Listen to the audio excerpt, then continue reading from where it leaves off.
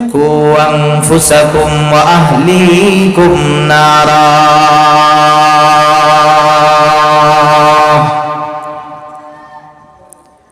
বাঁচো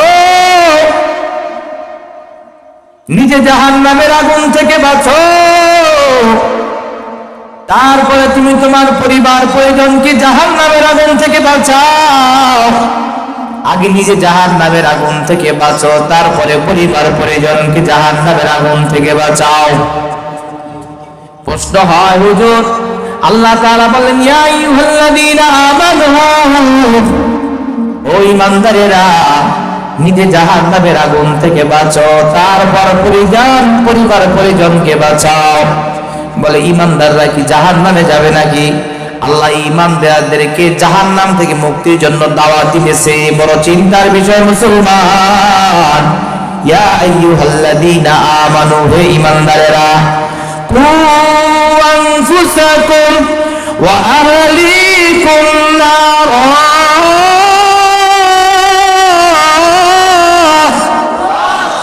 সবাই বলেন আল্লাহু আকবার। আল্লাহ রাব্বুল আলামিন বলেন, ও ঈমানদারেরা নিজে জাহান্নামের আগুন থেকে বাঁচো, পরিবার পরিজনকে জাহান্নামের আগুন থেকে বাঁচাও। বলে বান্দা, কেন তোমাকে ঈমানদারদেরকে দাওয়াত দিলাম, কাফের মুশরিকদের কেন দাওয়াত দিলাম না? এই জায়গা আমি মুমিনদের কেন দাওয়াত দিলাম? মুফাসসিরিনে কেরাম বলেছেন, একটা লোক ঈমানদার হওয়ার সাথে সাথে চিরস্থায়ী জাহান্নাম থেকে আল্লাহ তাআলা তাকে বাঁচিয়ে দিয়েছেন। এই বান্দা কোনো না কোনো একদিন অপরাধের শাস্তি ভোগ করার পরে মালিকের বানানো জান্নাতে যাবে। কথা বলেন ঠিক কিনা? কিন্তু বান্দা গুনার কারণে শাস্তি ভোগ করতে হবে। আল্লাহ বলেন, বান্দা ঈমানদার হইয়া চিরস্থায়ী জাহান্নাম থেকে মুক্তি পেয়ে গিয়েছে, আমি আল্লাহর ঘোষণা। তবে জাহান্নামের আগুন এত বড় কঠিন, এক মুহূর্তের জন্য সহ্য করতে পারবে না রে বান্দা। এই জন্য আমি আল্লাহর আদেশ, চিরস্থায়ী জাহান্নামের আগুন থেকে যেমন তুমি বেঁচেছো, গুনাহের কারণে তোমার যেই আযাব হবে জাহান্নামের, এটা থেকেও তুমি বাঁচো, আমি আল্লাহ তাআলা চাই। এই জন্য আমি আল্লাহ তাআলা আদেশ করলাম, ইয়া আইয়ুহাল্লাযীনা আমানু, ও ঈমানদারেরা যারা চিরস্থায়ী জাহান্নাম থেকে বেঁচেছো, কু আনফুসাকুম ওয়া আহলিকুম নারা, নিজেকে সাময়িক জাহান্নাম থেকে বাঁচাও, পরিবারকেও জাহান্নাম থেকে বাঁচাও। কারণ তুমি একা নামাজ পড়লেই চলবে না, তোমার বিবি সাহেব নামাজ পড়ে কিনা খেয়াল রাখতে হবে। একা নামাজ পড়লেই চলবে না, তোমার সন্তান নামাজ পড়ে কিনা খেয়াল রাখতে হবে। একা নামাজ পড়লেই চলবে না, তোমার আত্মীয় স্বজন নামাজ পড়ে কিনা দেখতে হবে। একা নামাজ পড়লেই চলবে না, তোমার আশেপাশের বাড়ির বন্ধু বান্ধবরা নামাজ পড়ে কিনা, ডাক দিয়া তাদেরকে নাও কিনা, এটাও তোমার জন্য জরুরি বিষয়। একা একা জান্নাতে যাইবা, এটা আমি আল্লাহ তাআলার বিধান না। তুমি যা শিখেছো, যা সত্য তুমি জেনেছো, এই সত্য তোমার পরিবার, তোমার সন্তান, তোমার মা বাবা, তোমার আত্মীয় স্বজন, তোমার এলাকার মানুষের ভিতরে এই সত্যটা পৌঁছে দিতে হবে। কথা বলেন ঠিক কিনা? এই জন্য আগের জামানায় দেখতাম কিছু মানুষ ফজরের সময় ডাকতো, নামাজের সময় ডাইকা ডাইকা মানুষে আনতো। এখন ডিজিটাল সময়, এখন আর কেউ ডাকে না। আমাদের এলাকাও একজন আছে, সেই ফজরের সময় মানুষকে ডাইকা ডাইকা মসজিদে আনতো। আহা, এখন ডিজিটাল সময় আসছে, এখন আর ডাকে না। অথচ এটাই ছিল নামাজের অর্থ। আল্লাহ বলেন, আকিমুস সালাহ, বান্দা নামাজ কায়েম করো। আল্লাহ তাআলা কোরআনে আমার মনে হয় যে এক জায়গায় বলছেন নামাজ পড়তে, ফাসাল্লি লিরাব্বিকা ওয়ানহার, বান্দারে নামাজ পড়। বাকি যত জায়গায় আল্লাহ তাআলা সব জায়গায় বলেছেন আকিমুস সালাহ। আকিমুস সালাহ মানে বান্দা নিজে পড়লে হবে না, নামাজ প্রতিষ্ঠা করো, নিজেও পড়ো, মানুষকে পড়াবার জন্য বলো। এই কিসে কই যায়? মাশাআল্লাহ মাশাআল্লাহ, যুবক বড় ভালো মানুষ, আল্লাহ কবুল করবেন। আমি কিন্তু শুরু করছি, শুনবেন না ইনশাআল্লাহ শেষ পর্যন্ত? আল্লাহ তুমি কবুল করো, বলেন আমিন। দেখবেন যে আল্লাহ তাআলা কোরআনের ভিতরে কি মতো রাখছে। চেষ্টা করবো বলার জন্য, যদি আপনারা ধৈর্য সহকারে শুনবেন তো ইনশাআল্লাহ। ভাইয়ার আমার, এই জন্য নামাজ প্রতিষ্ঠা কথা বলেছেন। যারা নিজের ঘর থেকে বের হয়, আর পাশের জনের ডাকে, ও রফিকের বাবা নামাজের সময় হয়ে গেছে, ও শফিক ভাই ওঠো নামাজের সময় হয়ে গেছে। আপনার বসতে আর বাকি থাকবে না, এই ব্যক্তি নামাজ কায়েম করতেছে। কথা বলেন ঠিক কিনা? আজকে থেকে নিয়ত করে নেন, নিজে নামাজ পড়বো, সন্তানদেরও জাগাবো, পাশের সবাইকে জাগিয়ে জাগিয়ে আমি দাওয়াত দিতে দিতে মসজিদে আসবো। রাজি আছি ইনশাআল্লাহ? দুটো হাত তোলা দেন, আল্লাহু আকবার, নারে তাকবীর, আল্লাহ কবুল করবেন, আমিন। তাহলে নিজে বাঁচতে হবে, পরিবার পরিজনকেও বাঁচাতে হবে। আমি ইমানদার হয়ে চিরস্থায়ী জাহান্নাম থেকে বেঁচেছি, এবার যদি আমি পরিপূর্ণ জাহান্নাম থেকে বাঁচতে চাই, নিজে যেটা আমল করি আরেকজনের ভিতরে সে আমল করাবার জন্য চেষ্টা আমাকে চালিয়ে যেতে হবে। কথা বলেন ঠিক কিনা? প্রিয় ভাইয়েরা আমার, এই জন্যই হাদিসের তাফসীরের ভিতরে আসছে, এই কোরআনের আয়াতের তাফসীরের ভিতরে আসছে, তাফসীরে তাবারির ভিতরে হাদিস আনছেন, কু আনফুসাকুম ওয়া আহলিকুম নারা। নিজেও নামাজ পড়তে হবে, পরিবার পরিজনকে নামাজ পড়ার শিক্ষা দিতে হবে। পয়গম্বর আরবি সাল্লাল্লাহু আলাইহি ওয়াসাল্লাম বলেন, মুরুসিবিয়া, তোমরা তোমাদের বাচ্চাদেরকে নামাজের আদেশ করো যখন তারা 7 বছর উপনীত হয়। আর যখন 10 বছর অতিক্রম করে তখন তোমরা তাদেরকে নামাজের জন্য মৃদু মারো, হালকা মারো, হাড্ডি মাংস গুঁড়ো করে না, হালকা মারো, নামাজ তোমাদের পড়তে হবে। ওই আপনি বাবা, আপনার সন্তান নামাজ পড়ে না, সন্তান 25 বছর বয়স নামাজ পড়ে না, নিজে মাশাআল্লাহ 5 ওয়াক্ত নামাজে এসে নামাজ পড়েন, মসজিদে পড়েন, নিজের সন্তানকে একটু ডাকেন না, নামাজে আনেন না, তাহলে আপনি বলেন আল্লাহ যে বলেছে কু আনফুসাকুম ওয়া আহলিকুম নারা, নিজেও বাঁচো, নিজের পরিবার পরিজনকে বাঁচাও। এটা কি আমরা পালন করলাম না? ওমর রাদিয়াল্লাহু তাআলা আনহু বলে, ও পয়গম্বর, এই আয়াতের ব্যাখ্যা কি? আমরা নিজেরা তো বাঁচলাম, পরিবারকে কেমনে বাঁচাবো? আল্লাহর পয়গম্বর বলেন, আমার আল্লাহ পাক রব্বুল আলামিন তোমাদের যে জিনিসটা আদেশ করতে বলেছে, আদেশ করেছেন, তোমরা তোমাদের স্ত্রীকে বলো সেটা, তোমাদের পরিবারদেরকে বলো সেটা করতে। আল্লাহ তোমাদেরকে যেটা নিষেধ করতে করেছেন, তোমাদের স্ত্রী পরিবারদেরকে বলো সেটা যেন তারা না করে। অর্থাৎ পরিবারদেরকে আদেশ করতে হবে, আল্লাহ যা করতে বলেছেন তা করব, আল্লাহ যা করতে বলেন না তা আমরা ছাড়বো। রাজি আছি ইনশাআল্লাহ? মা আতাকুমুর রাসূলু ফাখুযুহু ওয়া মা নাহাকুম আনহু ফান্তাহু। রাসূল যা নিয়ে আসছে তা তোমরা আঁকড়ে ধরো, রাসূল যেই জিনিস থেকে তোমাদেরকে নিষেধ করে সেই জিনিস থেকে বিরত থাকো। আল্লাহর নবীর জিন্দেগিকে আমরা ফলো করতে হবে। রাজি আছেন ইনশাআল্লাহ? নবীর জিন্দেগি অনুযায়ী নিজেদের জীবনকে পরিচালনা করতে হবে।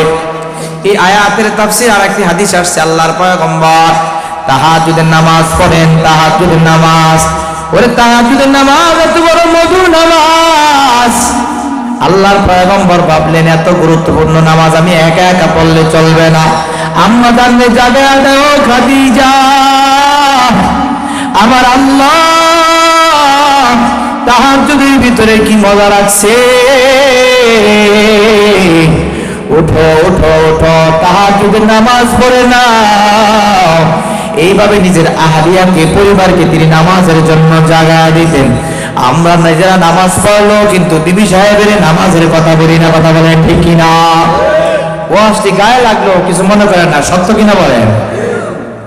আল্লাহ নবী সাল্লাল্লাহু আলাইহি ওয়াসাল্লাম অন্য এক হাদিসের ভিতরে বলেন, রহিমাল্লাহু ইমরাআন মান কামা মিনাল লাইল, ওই ব্যক্তির উপরে আমার আল্লাহ দয়া বর্ষণ করে যেই ব্যক্তি রাতের বেলা দাঁড়িয়ে নামাজ আদায় করে, রাতের বেলা দাঁড়ায় যায় আল্লাহর সামনে, ফাসাল্লাহ, তোমার নামাজ আদায় করে, ফাআইকাযা আহলাহু, এরপরে সে তার আহাল পরিবারকে জাগা দেয়। ওয়া রাহিমাল্লাহু, ওই নারীর উপরে আল্লাহ তাআলা রহমত বর্ষণ করেন যেই নারী তার রাতের বেলা তাহাজ্জুদের নামাজে দাঁড়ায় যায়। আবার নিজের স্বামী যদি একটু অলস হয়, কিছু কিছু ঘরে দেখবেন মহিলা খুব নামাজি, স্বামী নামাজ পড়ে না। আবার কিছু কিছু ঘরে দেখবেন স্বামী বড় নামাজি, মহিলা নামাজ পড়ে না।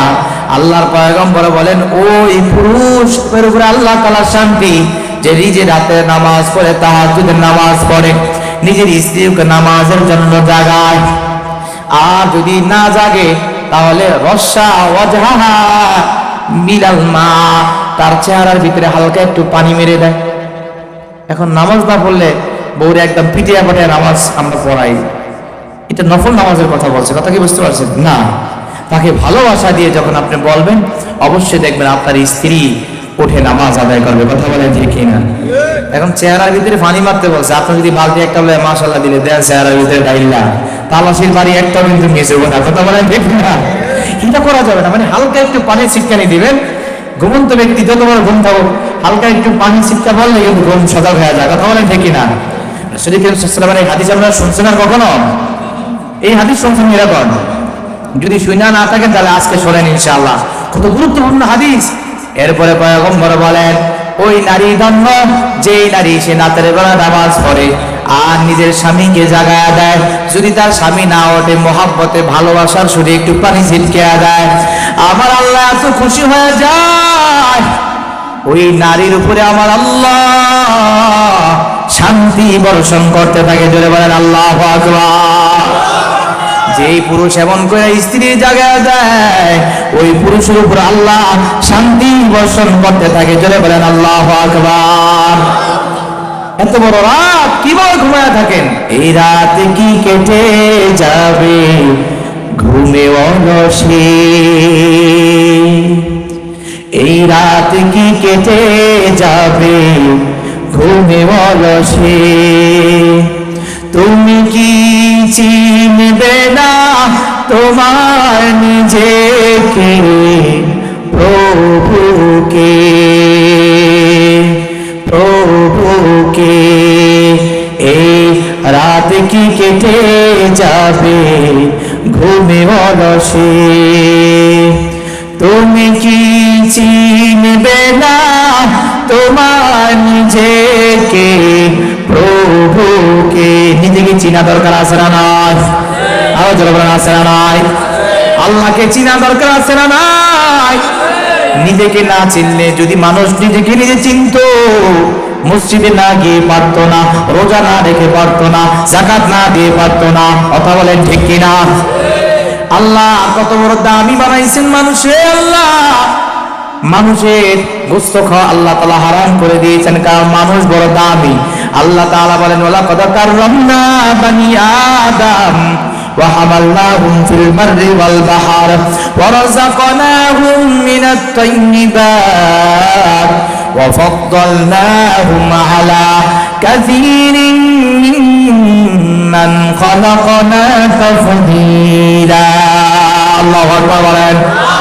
আল্লাহ রাব্বুল আলামিন বলেন, আমি বনি আদমকে শ্রেষ্ঠ বানাইলাম, দামি বানাইলাম।